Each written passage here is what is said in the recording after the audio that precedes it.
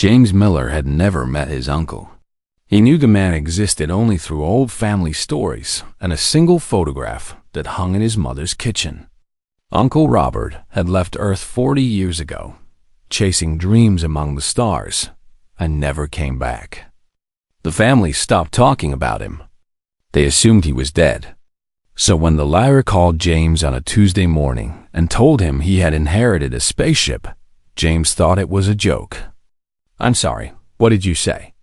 James asked, sitting up in his small apartment. He was 28 years old, worked at a grocery store, and had never owned anything more valuable than his 10-year-old car. "Your uncle Robert Miller passed away 3 months ago on Station Gamma 12, the lawyer explained. "He left everything to you. A cargo ship called the Wanderer and all its contents." James didn't know what to say. He had student loans. He had rent due next week.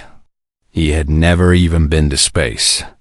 "There's also a robot," the lawyer added. "An old service unit. Model TAR-7.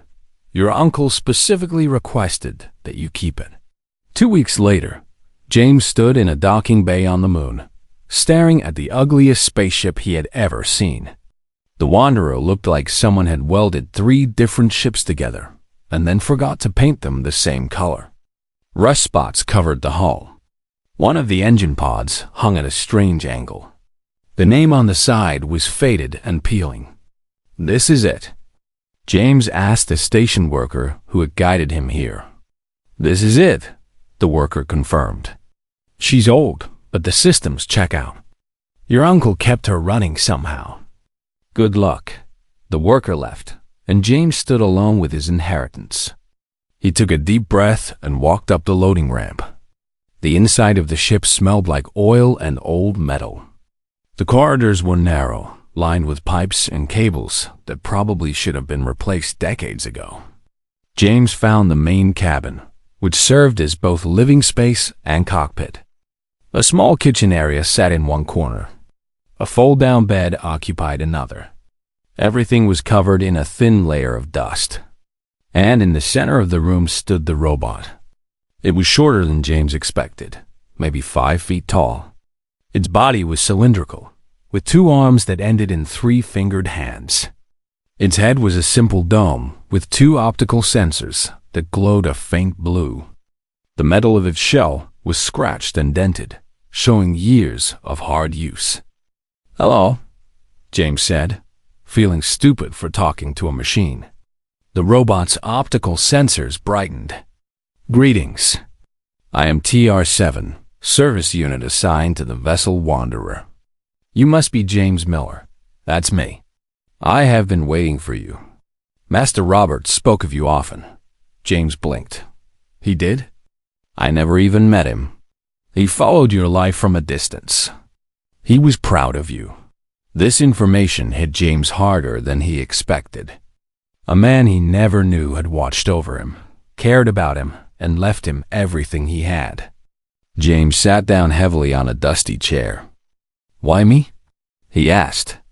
He had no other family? "Master Robert believed you were special," TR-7 said. "He said you had the same restlessness he felt at your age, the same desire for something more." James laughed bitterly. "I work at a grocery store. I stock shelves. There's nothing special about me. Master Robert worked in a factory before he bought this ship. He was 42 years old and had never left Earth. It is never too late to become who you are meant to be." James looked around the dusty cabin. Through the viewport, he could see stars. Millions of them. His whole life, he had looked up at the night sky and wondered what was out there. He had dreamed of leaving, of exploring, of being part of something bigger. But dreams didn't pay rent. Dreams didn't clear debt. Dreams were for people with money and opportunity, not for people like him. "I don't know anything about flying a spaceship," James admitted. "I can teach you," TR-7 said. "That is one of my functions." Master Robert did not know how to fly either when he first acquired this vessel. He learned. "You will learn too." "And then what?"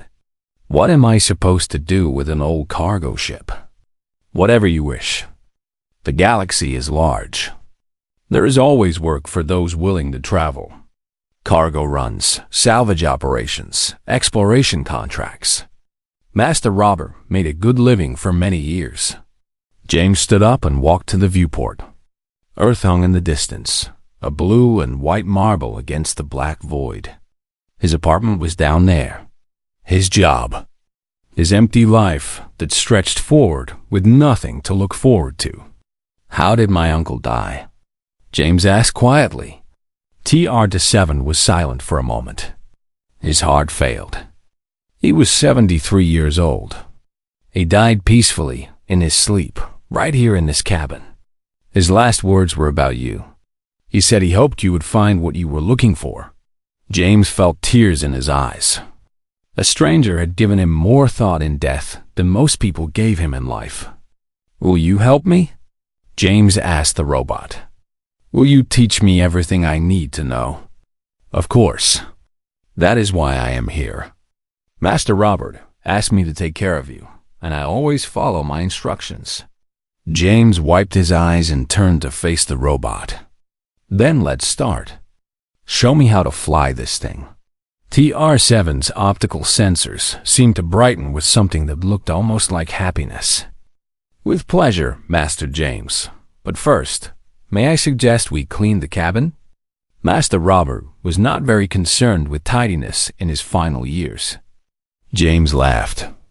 It was the first real laugh he had experienced in months. Yeah, okay. Cleaning first, flying lessons second. As they worked together, James asked TR-7 questions about his uncle. The robot told stories of adventures across the galaxy, of dangerous jobs and narrow escapes, of friendships with strange aliens and discoveries on forgotten worlds. Robert Miller had lived a full life among the stars. And now, somehow, that life belonged to James. He didn't know yet that TR-7 was hiding something.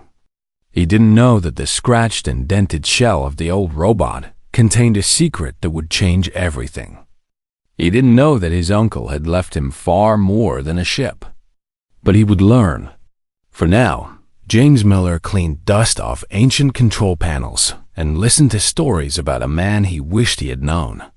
Outside the viewport, the stars waited patiently. His new life was just beginning. 3 months passed faster than James expected. Each day brought new lessons, new challenges, and new reasons to appreciate the strange robot that had become his only companion. TR-7 was a patient teacher. When James made mistakes, the robot simply corrected him and explained what went wrong. When James got frustrated, TR-7 would suggest a break and make him tea from the small kitchen unit. When James succeeded at something new, the robot's optical sensors would brighten in a way that James had learned meant approval. You are improving rapidly, TR-7 said one morning as James completed a docking sequence without any errors. Master Robert took much longer to master this maneuver. James smiled, feeling genuine pride for the first time in years. I had a good teacher. I am simply following my programming. No, James said, shaking his head. You're more than that. You care about whether I succeed. That's not programming. TR-7 was quiet for a moment. Perhaps you are right. I've been active for 62 years.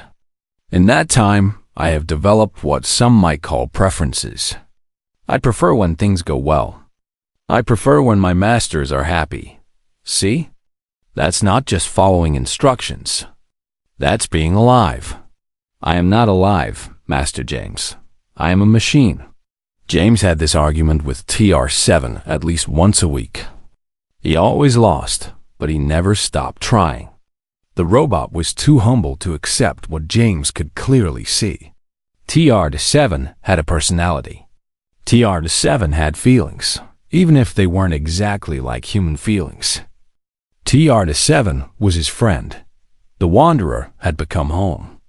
James had cleaned every corner, repaired what he could, and learned to love the ship's many quirks. The engine made a strange humming sound when they approached jump speed. The water recycler sometimes produced water that tasted like metal. The heating system worked perfectly on the left side of the ship and barely worked on the right side. But it was his. Every dent, every scratch, every strange noise was part of his ship now. They had completed several small cargo jobs, earning enough money to keep the ship fueled and buy supplies. James discovered that he actually enjoyed the work. Flying between stations, meeting strange aliens, seeing new places. His uncle had been right. He did have restlessness inside him. He had just never had the chance to let it out. One evening, James sat in the pilot's seat, watching a nebula paint the darkness with purple and gold light. TR-7 stood beside him, as the robot often did during quiet moments. TR-7, James said slowly. Can I ask you something? Of course, Master James. Why did my uncle leave everything to me? He had friends out here, people he worked with for years. Why give his ship to someone he never met? TR-7's optical sensors dimmed slightly, which James had learned meant the robot was thinking carefully. Master Robert had many friends, but friends come and go in this life. He wanted to leave his legacy to family, to blood. But why? What made family so important to him? Master Robert had regrets. He left Earth young and angry, cutting ties with everyone he knew. He thought freedom meant being alone. By the time he realized his mistake, too much time had passed. He was too proud to go back. James nodded slowly. So he watched from a distance instead. Yes, he collected information about you. News articles from your school, pictures from social media, records of your jobs and addresses. He knew more about your life than you might imagine. This should have felt creepy, but somehow it didn't. It felt sad. A lonely old man far from home, keeping track of the nephew he was too scared to contact. Why didn't he ever reach out to me directly? Fear, TR-7 said simply. He was afraid you would reject him, afraid you would hate him for abandoning the family. It was easier to watch than to risk being hurt. James was quiet for a long time. Outside, the nebula continued its slow, beautiful dance. I wouldn't have rejected him, James finally said. I would have understood. I know. I told him that many times. But fear is not rational, Master James. It does not listen to reason. James turned to look at the robot. What about you? Were you afraid when he died? Were you scared I wouldn't come? TR-7's optical sensors flickered. I do not experience fear the way you do, but I experienced something similar. Uncertainty, worry. I had served Master Robert for 31 years. The thought of being alone, of being shut down or sold to strangers, was unpleasant. I would never sell you, James said firmly, or shut you down. You're not just a robot to me. You're family now. Something strange happened then. TR-7's body made a soft whirring sound, and the robot looked away from James. If James didn't know better, he would think TR-7 was embarrassed. That is kind of you to say. Master James, it's the truth. They sat together in comfortable silence, watching the nebula.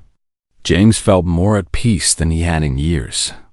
He had a ship, a purpose, and a friend. What more could anyone want? But peace never lasts forever. The next morning, James woke to alarms blaring throughout the ship. He jumped out of bed and ran to the cockpit, where TR-7 was already at the controls. What's happening? We are being followed, TR-7 said, his voice calm but urgent. A ship has been tracking us for the past 6 hours. I did not want to wake you until I was certain. James looked at the scanner display. A red dot followed their position, matching every course change they made. Who is it? Pirates?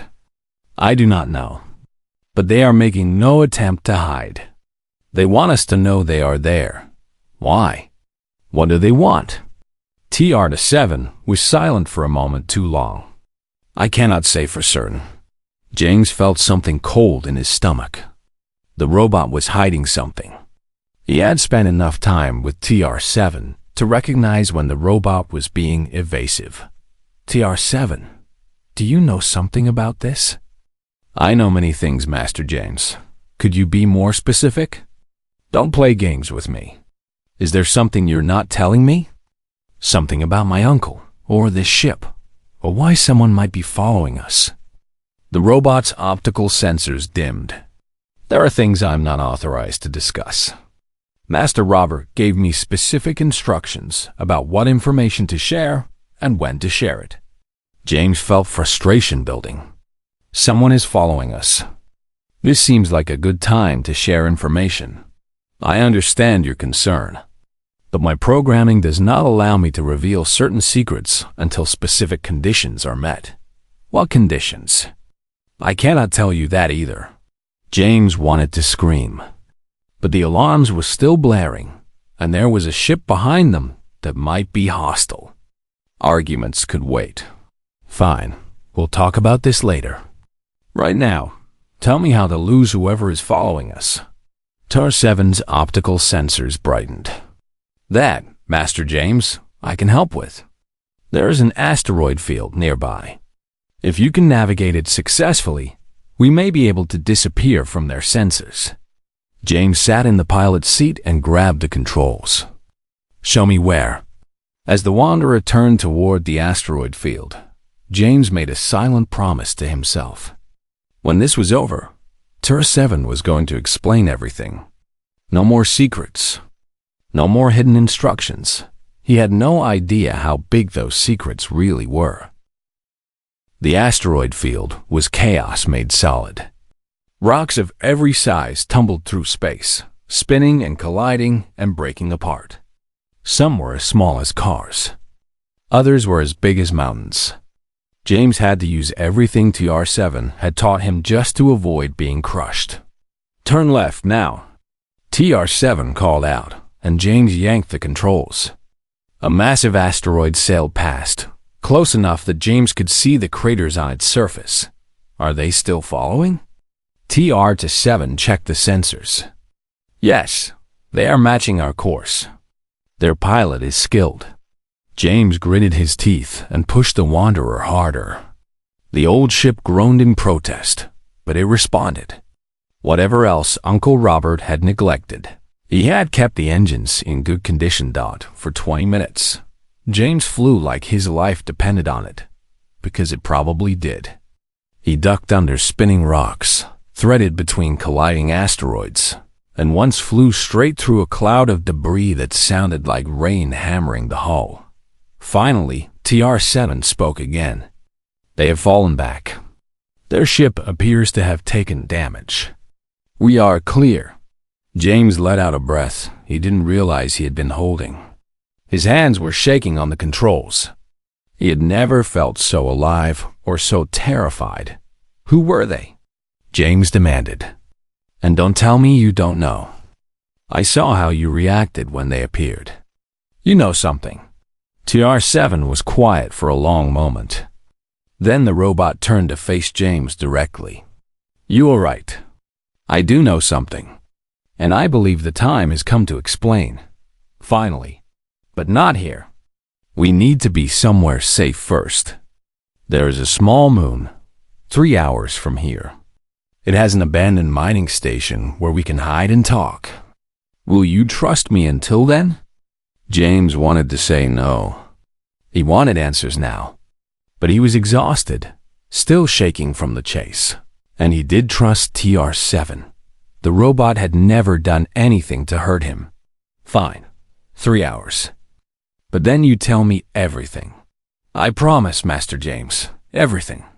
The mining station was exactly as TR-7 described. A collection of old buildings on a dead moon, abandoned years ago when the resources ran out. James landed the Wanderer in a crater that hid them from orbital sensors, and then he turned to face TR-7. Talk. TR-7 walked to the center of the cabin. What I am about to tell you, Master Robert asked me to keep secret until the right time. He believed that you needed to learn who you were before you learned what you had inherited. What does that mean? It means that this ship and I are more valuable than you know. TR-7 paused. James, your uncle was not simply a cargo hauler. He was an explorer. And 30 years ago, he discovered something that changed everything. The robot reached up and pressed a hidden panel on his own chest.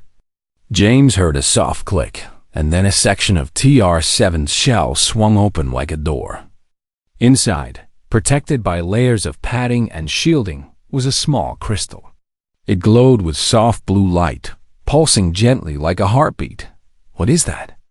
James whispered. It is called a navigation crystal. It is the only one known to exist. Master Robert found it in the ruins of an alien civilization on a planet that is no longer on any map. James stared at the glowing crystal. What does it do? It contains star maps, but not ordinary star maps. These maps show paths through space that no one else knows. Hidden routes, shortcuts through the galaxy, places that have never been explored by any known species. James felt dizzy. How valuable is this? Beyond measure. Governments would go to war for it. Corporations would pay fortunes. The criminal underworld would kill without hesitation. TR-7's optical sensors met James's eyes. This is why your uncle hid it inside me. No one suspects an old service robot of carrying the most valuable object in the galaxy. And the ship following us? There are people who have been searching for this crystal for decades. They know Master Robert had it. They have been waiting for him to die, hoping his heir would be easier to find and easier to rob. James sat down heavily. His legs felt weak. My uncle left me this, why? Why not sell it, or give it to someone who could protect it? Because Master Robert believed the crystal should not belong to governments or corporations. He believed it should be used for exploration, for discovery, for expanding human knowledge of the universe. TR-7 stepped closer. He believed that you, James Miller, would use it the right way. He didn't even know me. He knew enough. He knew you were honest because you worked a job you hated instead of looking for easy money. He knew you were kind because you helped neighbors and strangers without expecting reward.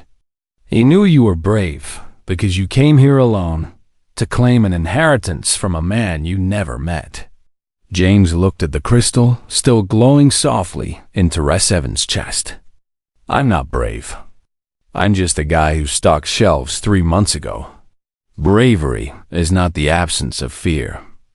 It is acting despite fear. You were afraid to come here, but you came anyway. You were afraid to fly, but you learned anyway. You were afraid in that asteroid field, but you flew like a pilot with years of experience. I was terrified the whole time. And yet, here you are. Still alive. Still fighting. TR-7 closed the panel in his chest, hiding the crystal once more. That is exactly what Master Robert saw in you. The ability to be afraid and still move forward. James was quiet for a long time. Outside, the dead moon sat silent under unfamiliar stars. His whole life had just changed. He was no longer a simple cargo hauler. He was the guardian of something precious. What am I supposed to do now? He finally asked. That is entirely up to you. You could sell the crystal and be wealthy beyond imagination. You could give it to a government and let them use its secrets. Or you could do what Master Robert did. Use it to explore. Find the places no one else has found. Map the unknown corners of the galaxy. James thought about his old life. The grocery store, the small apartment, the endless routine of days that all looked the same. He thought about the last 3 months, flying through space, seeing wonders he never imagined existed. If I keep exploring, those people will keep chasing me. Yes, this path is dangerous. I will not pretend otherwise. And if I sell the crystal or give it away, they'll leave me alone? Probably. But you would also lose something precious. You would lose the chance to see what Master Robert saw, to go where he went, to continue his work. James stood up and walked to the viewport. The stars stared back at him, cold and distant and full of secrets. My uncle spent his whole life running from his fears, James said slowly. He was afraid to contact his family, afraid to connect with people. He died alone. That is true. I don't want to live like that. I don't want to make decisions because I'm scared. James turned to face TR7. I'm keeping the crystal. I'm going to explore. And I'm going to do it properly, not hiding in shadows like my uncle did. TR7's optical sensors brightened. What do you mean? I mean, I'm going to need help. Friends. A crew. People I can trust. James smiled slightly. My uncle was alone because he chose to be. I'm making a different choice. That is a dangerous path, Master James. More people means more chances for the secret to leak. Maybe, but it also means more people to watch my back. More skills to draw on. More chances to succeed. James walked over and put his hand on TR7's shoulder. You've been alone for too long carrying this secret. Don't you want friends too? The robot was silent. Then, slowly his optical sensors shifted in a way James had never seen before. I believe I would like that very much. Good. Then let's start planning. We need to figure out who we can trust, where we can find them, and how to stay alive long enough to make it happen. James sat down at the navigation console and began studying star maps. Somewhere out there, his future crew was waiting. He just had to find them. The hunt was no longer just about survival. It was about building something new. Finding trustworthy people in a galaxy full of criminals and opportunists was not easy. James spent 2 months searching, asking careful questions, following leads that often went nowhere. TR7 helped by accessing old contacts from Uncle Robert's network. People who had worked with him and proven their loyalty. The first crew member found James. Rather than the other way around, her name was Emma Santos. And she was waiting for him when he returned to the Wanderer after a supply run on Station Omega 5. She sat on a crate near his ship, casually cleaning a pulse pistol that looked like it had seen plenty of use. You're Robert Miller's nephew, she said. It was not a question. James stopped walking. His hand moved toward his own weapon, a small blaster TR7 had insisted he carry. Who's asking? Someone who owes your uncle a debt. Emma stood up, holstering her pistol. She was maybe 30 years old, with short dark hair and sharp eyes that seemed to notice everything. He saved my life 8 years ago. Got me off a prison transport when I was wrongly convicted. I've been waiting to repay that debt ever since. And how do you want to repay it? By helping you. Word on the stations is that someone's hunting Robert Miller's heir. Dangerous people with lots of resources. Emma walked closer. You need protection. I need a purpose. Seems like a good match. James studied her carefully. TR7 had taught him to read people, to look for signs of deception. He saw none. Emma Santos was exactly what she appeared to be, a skilled fighter looking for something to believe in. What makes you think I need help? Emma laughed. You're flying an ancient cargo ship with one robot for crew. You've got people chasing you who have killed for less than whatever you're carrying. And you look like you haven't slept properly in weeks. She shrugged. Just a guess. James made a decision. Maybe it was stupid. Maybe he was trusting too easily. But his uncle had trusted this woman enough to save her life, and James trusted his uncle's judgment. Come aboard. We'll talk. Emma Santos became his first crew member. She handled security and weapons, which she was terrifyingly good at. She also turned out to be a decent cook, which was a welcome change from the nutrition packs James had been living on. The second crew, Member came from TR7's old contacts. His name was Michael Park, a former military engineer who had been dishonorably discharged for refusing to build weapons of mass destruction.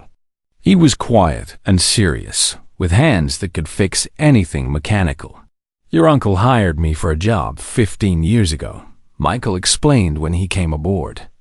"Repairing his ship after a bad run-in with asteroid debris. He paid me triple what I asked because he said my work was worth more than I charged. I never forgot that." Michael took over maintenance of the Wanderer. Within a week, systems that had been glitchy for months ran smoothly. Within a month, the ship performed better than it had in decades. The third crew member was an accident.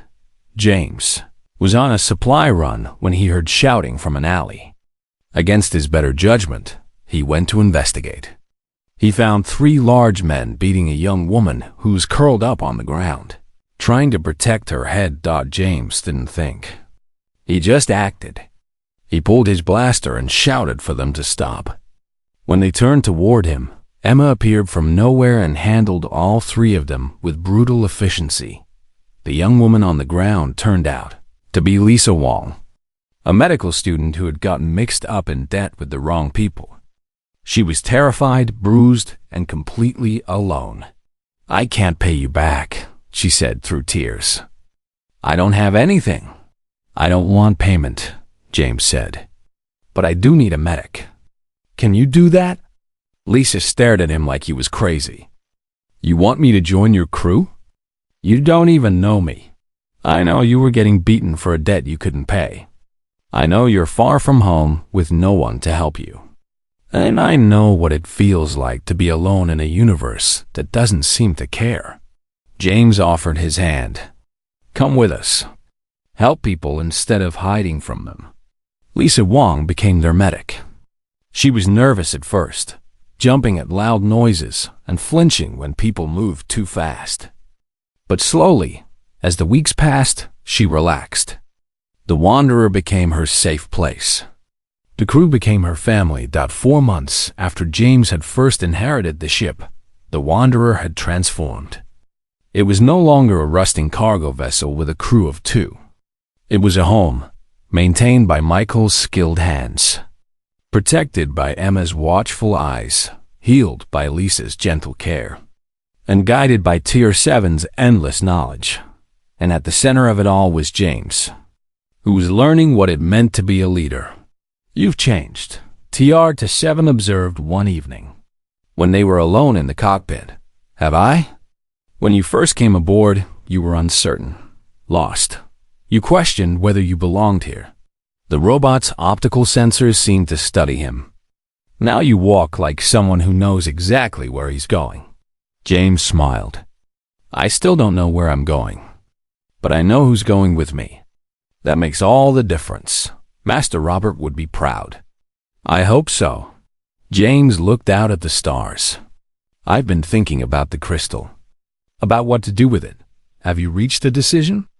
"I think so. Those star maps show places no one has ever explored. Hidden paths, forgotten worlds. If we keep that knowledge to ourselves, we're no better than the people hunting us. They want to control the crystal for power. We'd be controlling it for fear." TR-7 was quiet, waiting.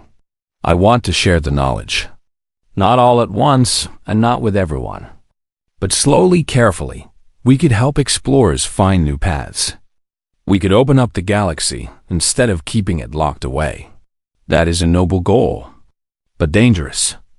The more people who know about the crystal, the more danger we face." "I know. But isn't that better than hiding forever? My uncle spent 30 years keeping this secret, and what did it get him? He died alone, afraid that the knowledge would die with him." James shook his head. "That's not living. That's just existing. You truly are different from Master Robert," TR-7 said. "He always chose safety. You choose risk. I choose meaning. There's a difference." James stood up. "We need to have a meeting. All of us. If we're going to do this, everyone needs to know what they're protecting and why." That night, James gathered his crew in the common area. He told them everything. The crystal, the star maps, the people hunting them. He held nothing back. When he finished, there was silence. Emma's hand rested on her pistol, a nervous habit. Michael stared at the floor, processing. Lisa looked scared but determined. "So let me understand," Emma finally said. "We're carrying the most valuable object in the galaxy, being hunted by murderers, and you want to eventually share its secrets with the universe." "Yes, that's the stupidest, most idealistic plan I've ever heard." Emma grinned. "I love it." Michael nodded slowly. "The engine modifications I've been working on make more sense now. We're going to need speed if we're running from that kind of trouble." Lisa took a deep breath.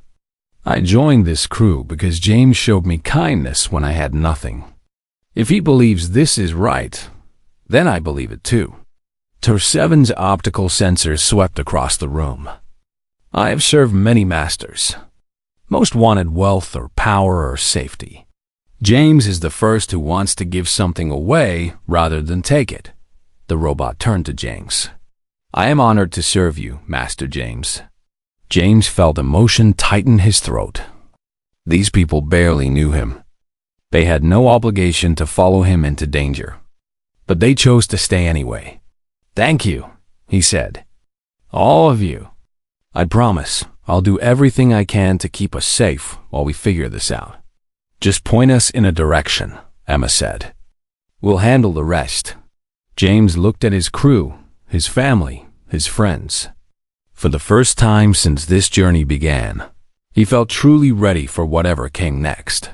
But somewhere in the darkness between stars, enemies were gathering, and they were running out of patience. The Wanderer was docked at a small research station, meeting with scientists who might help them safely share the crystal's knowledge. James was in the middle of negotiations when Emma's voice crackled through his communicator. "James, we have a problem." "Big one. Get back to the ship now." He ran. By the time he reached the docking bay, he could see the problem with his own eyes. 3 ships had dropped out of hyperspace, each one 10 times the size of the Wanderer. They were military grade, bristling with weapons. "Who are they?" James demanded as he sprinted up the loading ramp. "The Consortium," TR-7 answered from the cockpit. "A criminal organization that has been hunting the crystal for 30 years. They have finally found us." Michael was already at the engine controls. "We can't outrun them. Those ships are too fast." "We can't fight them either," Emma added grimly. "Our weapons are toys compared to theirs." James looked at his crew. 4 people and 1 robot against 3 warships. The math was impossible. They should run, hide, find some way to survive another day. But running would mean abandoning the scientists on the station.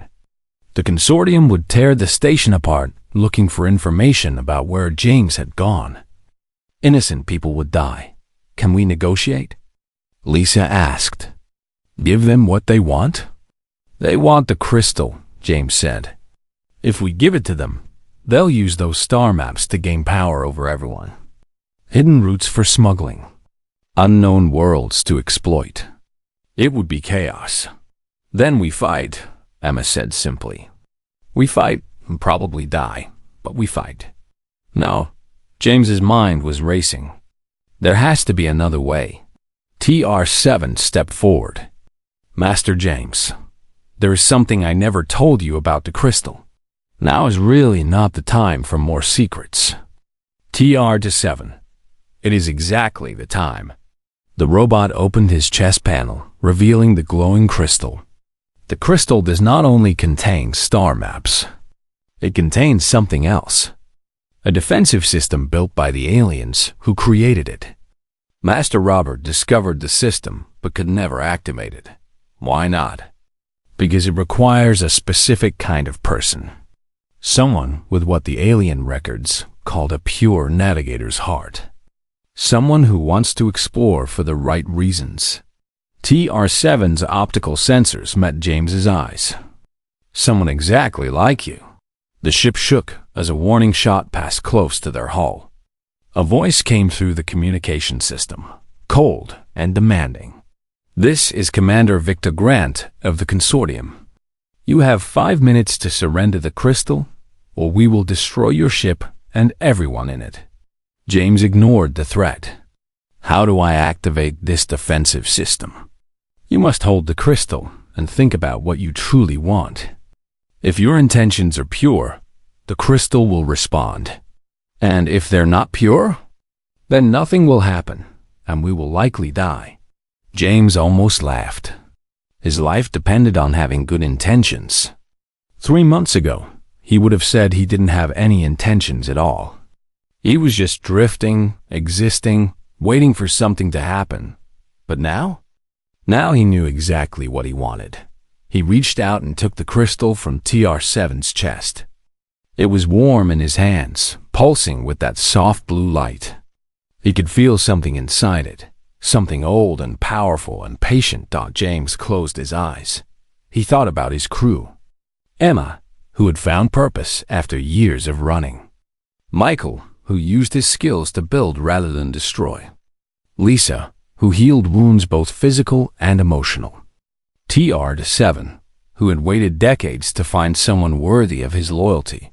He thought about his uncle. Alone and afraid, carrying this burden in silence because he couldn't trust anyone to help. He thought about all the explorers who might someday use these maps to discover wonders beyond imagination. Scientists who might find cures for diseases. Families who might find new homes. Dreamers who might finally reach the stars they had spent their lives looking up at. James didn't want power. He didn't want wealth. He wanted to open doors that had been closed too long. He wanted to share the galaxy with everyone brave enough to explore it. The crystal began to glow brighter.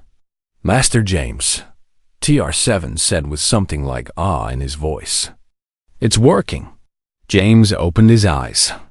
The crystal was blazing with light now, bright enough to fill the entire cockpit. He could feel energy flowing through him, connecting him to the ship, to the station, to something vast and ancient beyond his understanding.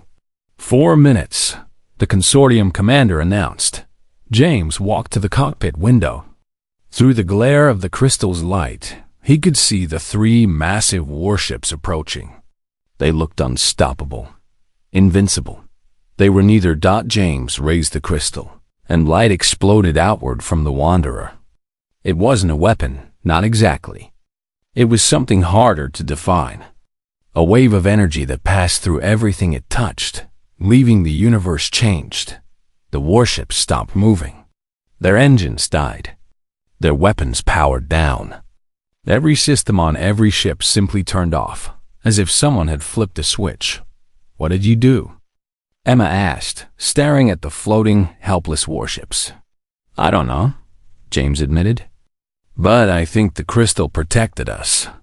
TR-7 checked the sensors. The Consortium ships are disabled but undamaged. Their crews are alive. They appear to be in a state of suspension, like a deep sleep. It will wear off in approximately 12 hours. Long enough for us to get away. Long enough to call the authorities. James looked at the crystal, which had returned to its soft, gentle glow. The aliens who made this didn't want it used for violence. They wanted it used for exploration. The defensive system doesn't kill. It just stops threats. Michael whistled softly. That's the most advanced technology I've ever seen. And the most humane, Lisa added. They could have made a weapon. They chose to make a shield. James carefully placed the crystal back in TR-7's chest panel. The robot closed his shell, hiding the treasure once more. We should go, James said. Before they wake up. The Wanderer pulled away from the station and jumped to hyperspace, leaving the sleeping warships behind. James sat in the pilot's seat, his crew around him, and felt the weight of the universe on his shoulders. What happens now? Emma asked. We keep exploring. We share what we find with people who deserve it. and we stay one step ahead of anyone who tries to stop us. Sounds dangerous. It is. It is. But it's also right. James looked at his friends, his family. My uncle hid from the universe because he was afraid. I'm not going to make the same mistake. We're going to show everyone what humans can do when we work together. Ter-7's optical sensors brightened. Master Robert often spoke of what humans could accomplish. He believed your species had unlimited potential. He just never had the courage to prove it himself. Then, we'll prove it for him. James set coordinates for a distant star system, one shown on the crystal's maps that no one had ever visited. We'll prove it for everyone who ever looked up at the stars and wondered what was out there. The Wanderer jumped through hyperspace, carrying its crew toward unknown wonders. Behind them, the consortium would wake up and lick their wounds. They would try again someday. But James and his crew would be ready, because that was what humans did. They faced the darkness. They pushed into the unknown. They fell down and got back up and kept going, no matter what stood in their way. James Miller had inherited an old ship and an older robot. He had discovered a secret that could change the galaxy. He had built a family from strangers and outcasts, and he was just getting started. The stars waited, patient and infinite, filled with mysteries that would take 100 lifetimes to solve. James smiled and flew toward them. His uncle had given him more than a ship. He had given him a purpose, and James intended to make him proud.